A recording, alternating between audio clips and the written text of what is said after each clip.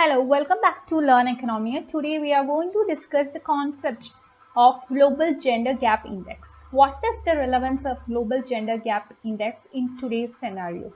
Let's see and discuss the very same. Moving to the Global Gender Gap Index. This is actually an index which is being published by the World Economic Forum. And they have started the publication of this index from 2006 onwards. This is considered to be the longest standing index that would be tracking the progress when it comes to gender gaps.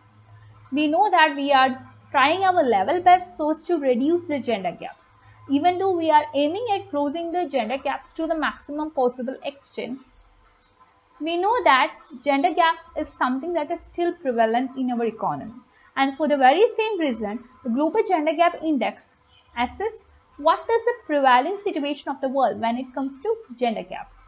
So, the recent report has been published for the 2022 year by the World Economic Forum. Let's see the details.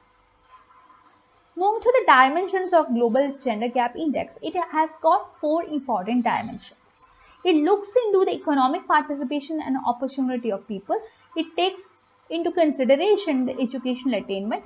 It takes into consideration health and survival. Also, it takes into consideration the political empowerment. Let's discuss each of these. Before that, it is very important to see that whether it is the dimensions or the sub-indices of gender gap or whether it is the overall index, we can have a score for each of this, and this score would be lying between 0 and 1. Whenever you get a score of 0, that means complete imparity, and whenever you get a number which is 1, that shows full gender parity. In usual case, or when it comes to reality, you won't be getting a value which is exactly 1 or exactly 0. So what you get in reality would be a value that is either closer to 0 or else it would be closer to 1.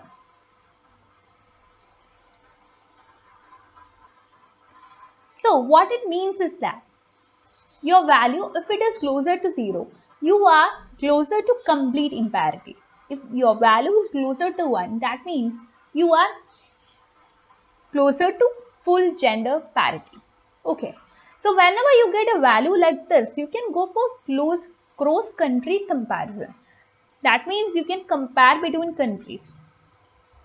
And this will be supporting the identification of the most effective set of policies so as to close the gender gap. For example, if a nation is having something like gender equality and that is too much of gender equality, the value of the gender parity index or gender imparity index of that particular nation will be something that will help us to see what are the different set of policies that the nation has taken so as to reduce the gender gap. So that set of policies can be adopted to other nations as well. Okay, if the other nations also adopt the same set of policy, the gender gaps in those nations could also be reduced. Here our intention is to reduce the gender gaps as much as possible.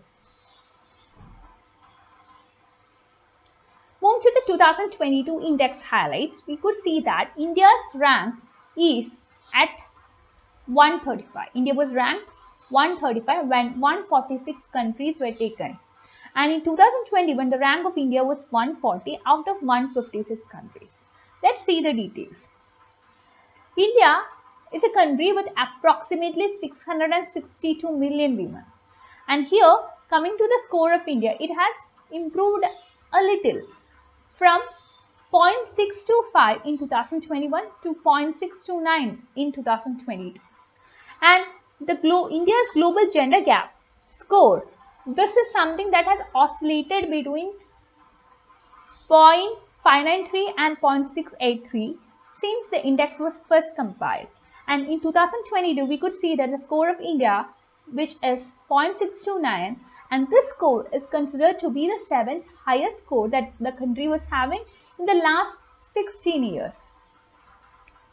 Moving to the dimension-specific performance of India, And let's have a comparative look from the 2022 score of India and the 2021 score of India.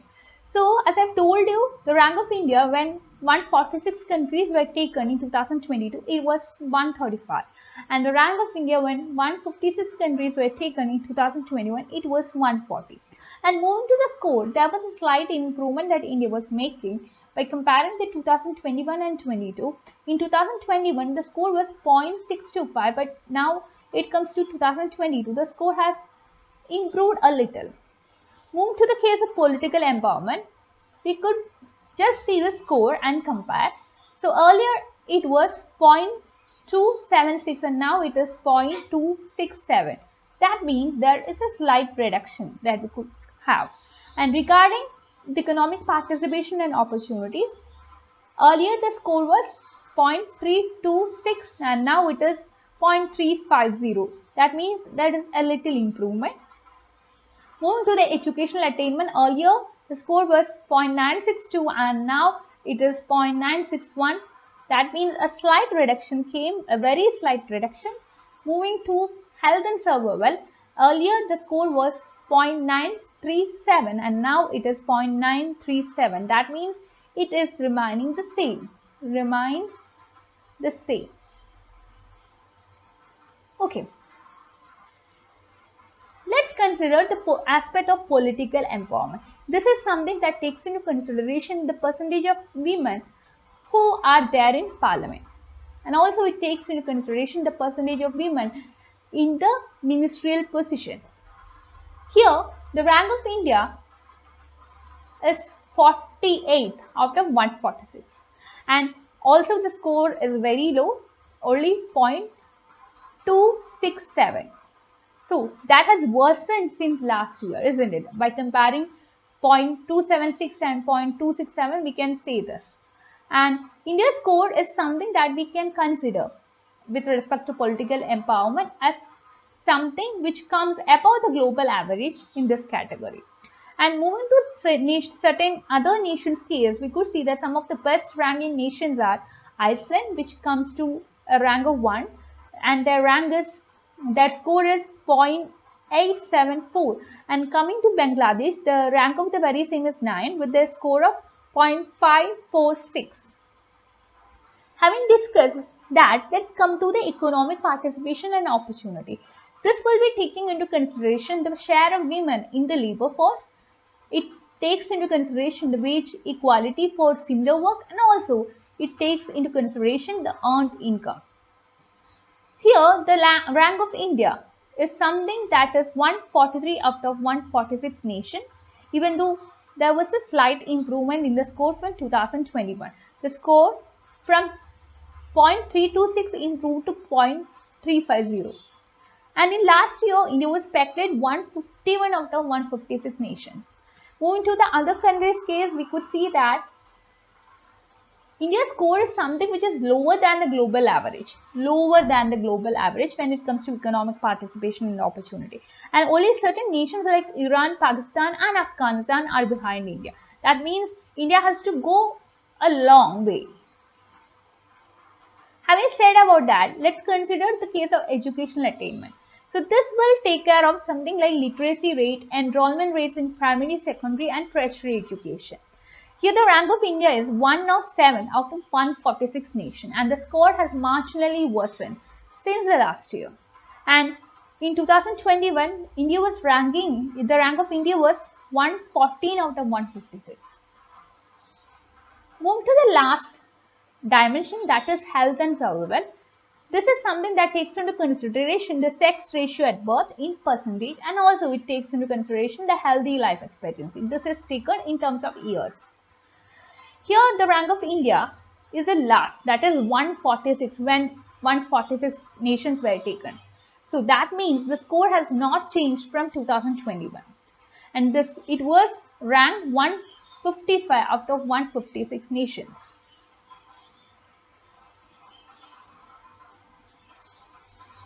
Move to the challenges when it comes to each of the dimensions. The first aspect is political empowerment. What are the challenges in political empowerment?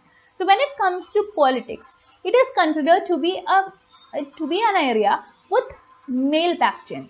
That means it is told that politics is something where male domination is prevalent, and for the very same reason, women are mostly discouraged to enter this field. And the pretext is also not a feminine profession. That is what we consider when political aspect is considered.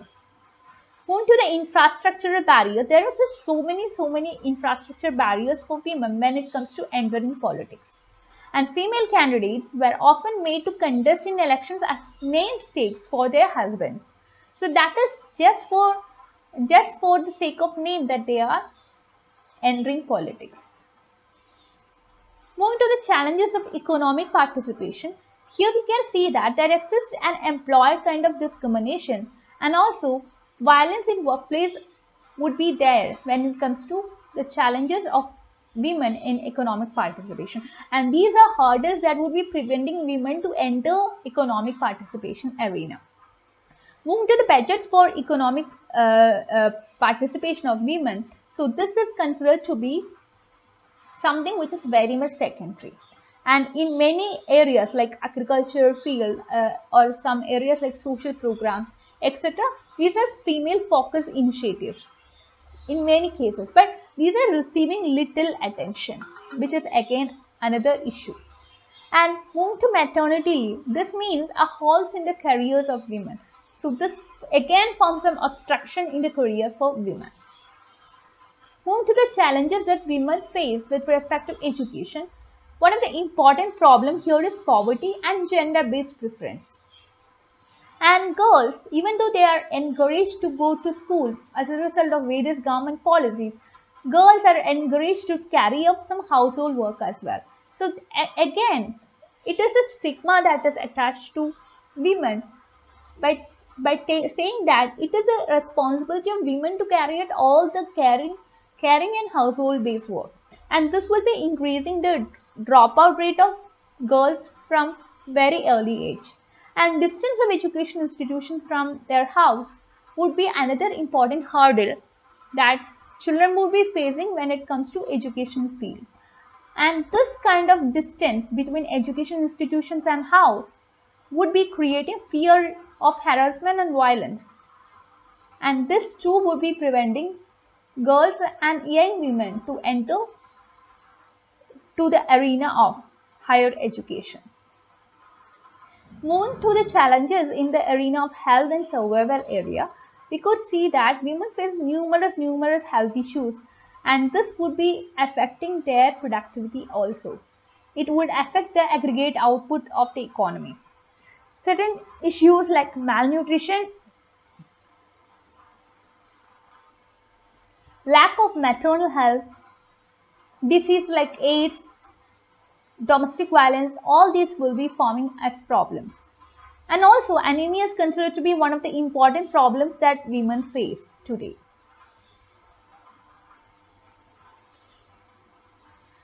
Moving to certain government initiatives so as to rescue women from this gender gap.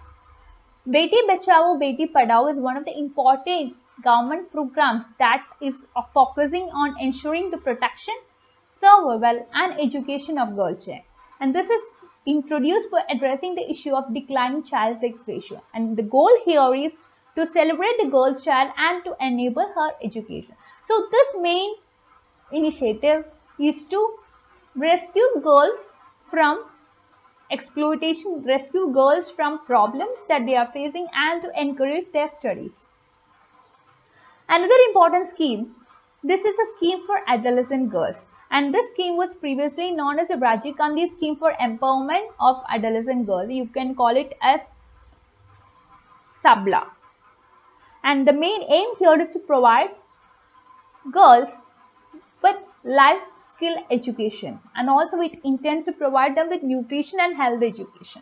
Also awareness is being promoted regarding socio-legal issues among other things.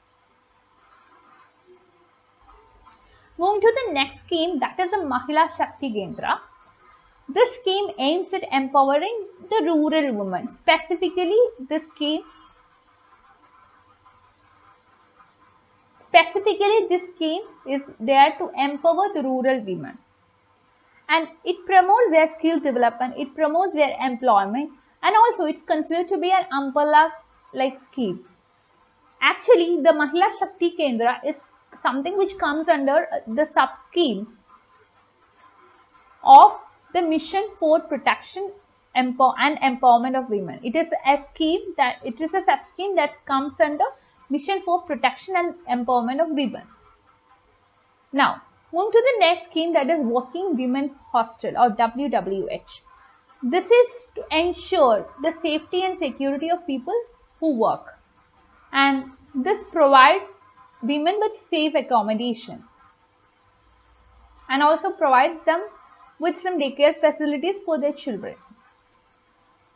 The next program is the National Krishi Scheme for Children of Working Mothers, and this is a facility that would be enabling the parent so that the parent can able to leave their children while they move to work, and the children as a result of this program would be provided with some stimulating environment. This would be again leading to their holistic development. Next, we have Pradhan Mantri Matru Vandana Yojana. So this provides a benefit of rupees 5,000 in 3 installments to pregnant and lactating mothers. Pregnant women and lactating mothers. Okay. And this is basically given for the first child, for the first live child in the family. Then you have the Mahila E-Hath. So this is considered to be a very important program. It's considering something that involves direct online marketing platform that would be leveraging the technology to support women when it comes to women entrepreneurs. Then we could see that coming to the World Economic Forum, it is a public-private kind of cooperation that you are having. And why do you need it? This is required so as to shape the global, regional and industry-based agendas. So this body is something which is independent, impartial, and it is not depending upon any kind of special interest. The body was established in the year 1971 as a non-profit organization, and the headquarters of the very same is in Geneva. The World Economic Forum publishes a lot many reports. It includes the Energy Transition Index. It takes into consideration and publishes various other indices like the Energy Transition Index. It publishes reports like Global Competitiveness Report, Global IT Report, which it published with WEF along with INSEAD and Cornell University. Again, it publishes the Global Gender Gap Report. This is what we are discussing now. It publishes the Global Risk Report and also the Global Travel and Tourism Report. And that's it for today's discussion. Thank you for watching. You can like, share and subscribe to the channel for more videos. You can be a part of my Telegram channel and you can be a part of my Telegram community so as to discuss your doubts. I'll be providing the links of these in the description box.